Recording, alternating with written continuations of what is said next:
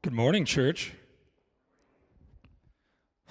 Here I am doing what I said I was never gonna do.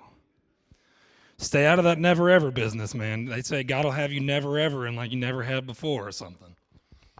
But do we not believe the scriptures? Great question. Well, I brought my notes with me today, but there's only one problem. I can't read them. So I'm going to have to pick a volunteer out of the audience. Raise your hand if you'd be a volunteer. Oh, that's not going to work either, is it? That's all right. God saw, though. God saw if you raise that hand. How about somebody like Jeff McDowell right here? Yeah, can you come read for us? All right, man, that's fine. I guess I'll just summarize the chapter. So we're going to talk about Luke chapter 24. But first, let's set the table with Luke chapter 22, right? At the beginning of the chapter, something I find very fascinating is it says, the chief scribes and the priest feared the people, not God. Man, how often is that us, right? How often do we care what other people are going to say versus what we've been commanded to do? And these guys, they didn't really care what God had to say. They just wanted to make sure they could carry out what they wanted to do in a politically correct way, right? So Jesus then tells Peter and John, go set the Last Supper, prepare it. Here's where you should do it. Here's all the instructions. They go. They're at the last dinner. Jesus gives them the communion. He tells them as they have a discussion about who amongst you is the great, or who amongst us is the greatest, Father. And he says, let the greatest amongst you be the one who is the youngest and the one who serves. Now, does that mean that we should have children leading us? I don't think so. I think that means the one with childlike faith and the one who serves first and foremost. So probably the one who's most like Christ should be leading us, correct? And I think it's pretty easy to look into the world today and see that when we have leadership opposing to those ideals, that things quickly fall apart for us. But Jesus gives them this, and then Jesus goes to the Mount of Olives. He prays, and he says, Father, imagine feeling the stress and the weight of what you know you must do. And he says, Father, if there's any other way, please take this cup from me. But either way, your will be done. Is that what we're always saying? I know I wasn't. And we get to the end of the chapter, and obviously into chapter 23, Jesus is crucified, and now we'll get into chapter 24, which is what we're really going to go over today. Our belief. I thought it would be kind of fun if we told this story a little bit in the terms of, imagine us being there as a church, right? So let's say like Miss Sue and Miss Nancy go down to the tomb, and they see it's been rolled away. And the angels appear, and they say, why are you looking for the dead amongst the living? He has risen. And they're full of, wonder, right? Wow, we got to go tell everybody. This is crazy. And they come back, and nobody believes them. Oh, Miss Sue, she's kind of fake news. Miss Nancy maybe adds a little more credibility in there, but fake news. You didn't see it. You didn't see it. Let's send Peter out there. Peter, go take a look. That's Richard, right? If Peter saw it, he'll tell everybody. That's Richard.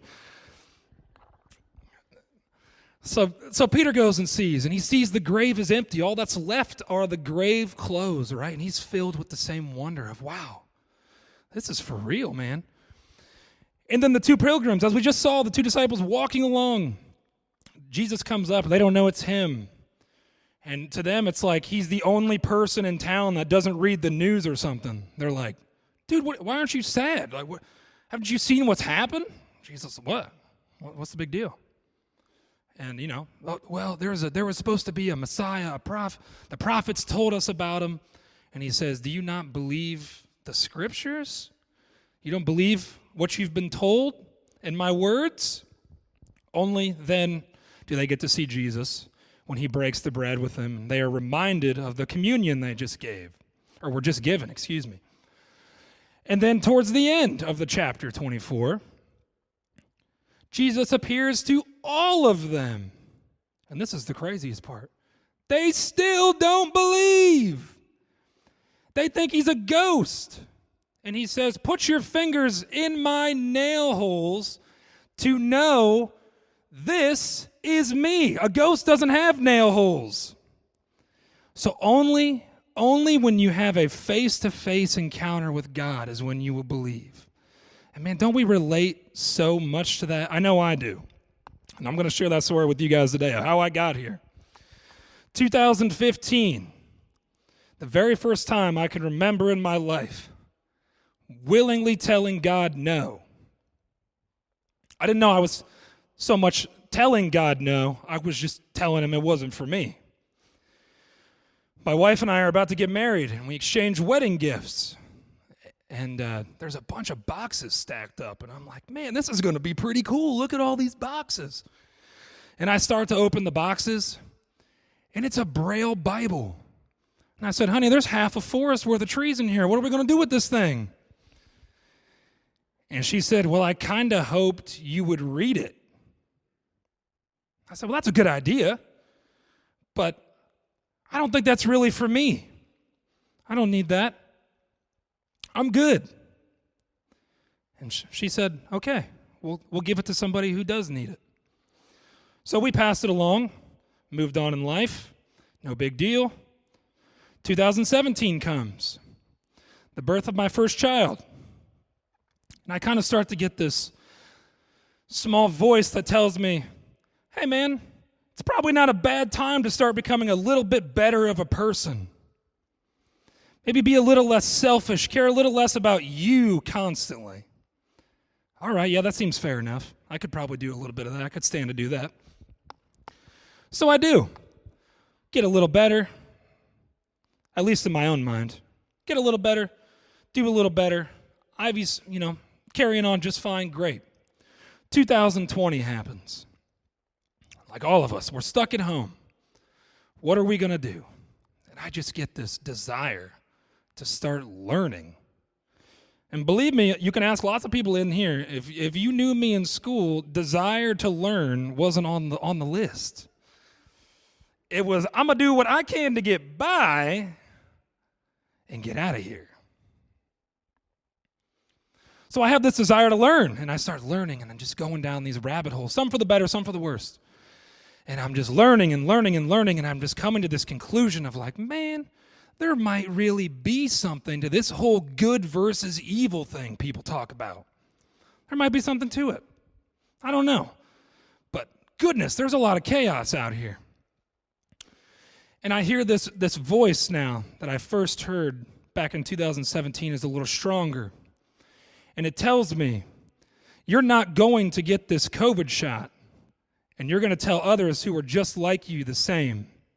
And I don't tell you that to bring up debate or anything of the sort. I tell you that to tell you, before 2020, I was the first person in line for any vaccine. So this was very contraindicating to my lifestyle. And I said, okay, I will do that. So I told people. Some listened, some didn't. I thought, okay, I don't know what that was, but I did what I thought I should have done. We moved to 2021. Kyle invites me to church. He says, hey, man, I think you'd really like what's going on over here. I think you'd enjoy it. I said, really not for me, but I'll come check it out. So I come, and I meet this guy preaching that I think to myself, great, I've got somebody now I can argue and debate with constantly. And we get together, we have this connection, and we just, I don't know how to explain it other than that. It's chemistry, right? And this guy really understands me. He goes, yeah, I understand all the things you're going to bounce off me that you want to argue about. I've already been through all of them myself. So he goes, I'm really just going to let them bounce off of me, and I'm going to let you argue with you until you figure out that process. And I said, okay, let's do it. So we're going along. I decide, man, you know what? There is something to this good versus evil thing. I want to get baptized. So I get baptized, and I think, wow, all right. I know this voice now that I've been listening to. I know whose it is. It's God's. Now I understand. But the whole time I'm having these interactions, Jeff's telling me, man, you're on the fast track of God's doing something with you. I said, man, God ain't doing nothing with me. I just got here. How could he be doing anything with me? I don't even know any of these things. And he said, just watch. I'm just telling you, get ready, because that's what's coming. So I said, okay, I'll get ready. That's what's coming. Now, during this time of my life, I've accepted belief in my words, but not always in my actions. I keep denying what I'm being told of. Just a short time later, we have a family member we call Grandma Wendy. She's not our real grandma, but a very, very spiritually led person who tells me we're at a worship. We used to do like a family worship thing. We still do sometimes in the winter, but we're doing a family worship thing one day.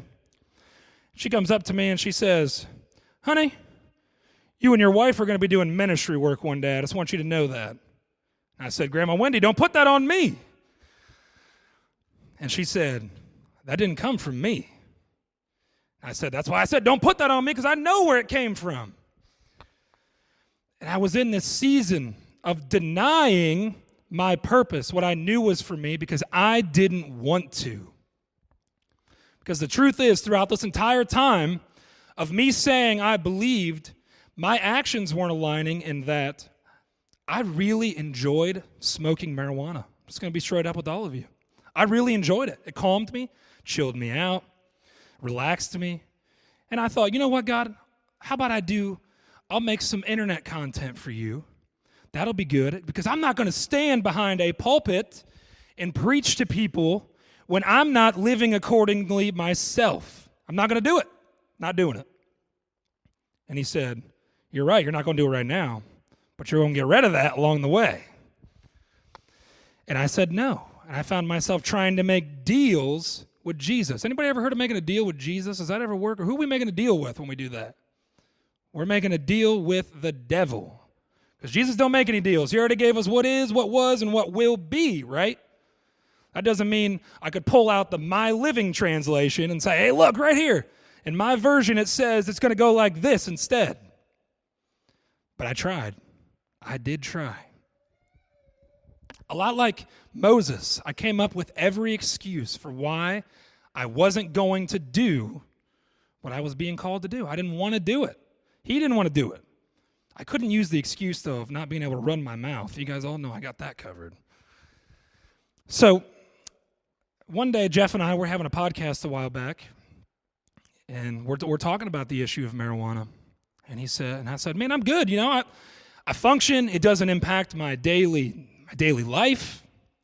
And he said, you ever seen those studies they did back in Vietnam where they gave people all these substances and they kind of thought the same thing, how good they were, and they showed them how much better they were without it? He said, how much better could you be? And I sat there for a minute and I couldn't answer him because I didn't know the last time I hadn't had any. So I thought, man, this is God, if this is what you want me to do, I'm finally willing to go. I'm going to set this down. But you got to help me. This is going to be difficult for me. And he said, I know. I've just been waiting for you to get out of the way. So I did. I started getting out of my own way. I started leaving my comfortably numb zone, and I entered God's zone. And that's when I felt the transformation of that real stick your fingers in the nail holes experience of, wow, this is real. There is a real God here who really cares about each one of you. Now, maybe some of us out here are in a season where they're waiting for their purpose. Maybe they've never found it. Maybe there's others of us out here who have found their purpose and they're living in denial. And maybe there's people out here who have found their purpose and their words are aligning with their actions. Isn't that true faith? I ultimately had to ask myself, if I believe that blessed is the man who puts his trust in the Lord, and I believe that in my weakness, his power, his strength is made perfect. If I believe that I was beautifully and wonderfully made in my mother's womb, and he knew me, every hair on my head before I was ever born, how could I be silly enough to think that he didn't have a purpose for me. And I knew what the purpose was. That was the worst part. I just kept saying no to it.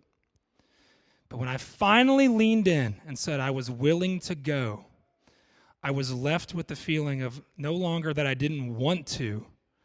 Now I want to. I want to be here.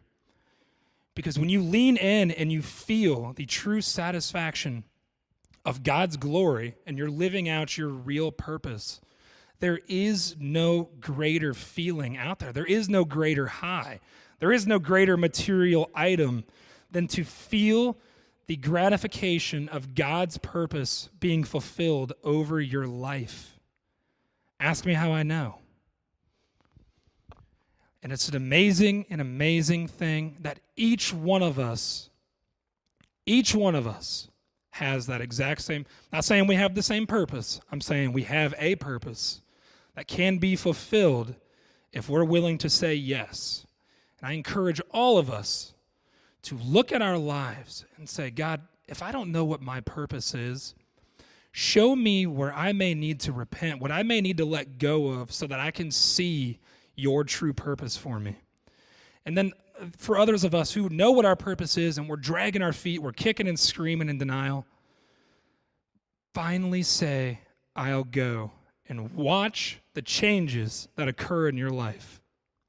It'll be unlike anything you have truly ever experienced. Because faith without works is dead, right? And if we believe that a mustard seed of faith can move a mountain, what could it do in you by willing to say, yes, I'll go? And we can go ahead and invite the praise team up here as we finish up. And I want to invite anyone up here today who has maybe never said yes, maybe said yes and has strayed away and says, I want to say yes again. I want to return to where I belong. I want to return to who has made me. I want to kneel before Jesus Christ and give the burdens that I carry and that I think are only for me to handle. I want to give them back to where they belong. And if that's you, please come forward. And if it's you that's in a season of waiting, I pray for you. I pray that you find your purpose, and I pray that you are willing to run towards it. If you're in a season of denial, I pray that you're willing to say, I'm going to stop denying what is so clearly for me. All of the signs are around me. People tell me. It's in my head. I already know anyways. And to continue to say yes to your Heavenly Father. I encourage it, and I pray for each one of you that you will start taking the actions that align with the words of your faith, and we will be amazed at what God does in His kingdom. Awesome. I thank you, each and every one of you, for giving me the opportunity to speak to you today, and I hope that God has spoke through me. I hope that you have heard something you need to hear, certainly not for my benefit, but for God's glory, to draw you closer back to where you belong. And I thought in closing, why don't we say the Lord's Prayer? Our Father, who art in heaven, hallowed be thy name.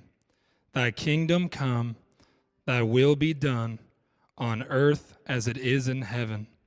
Give us this day our daily bread. Forgive us our trespasses, as we forgive those who trespass against us. And lead us not into temptation, but deliver us from evil. For thine is the kingdom, and the power, and the glory forever. Amen. Thank you, and love you, church.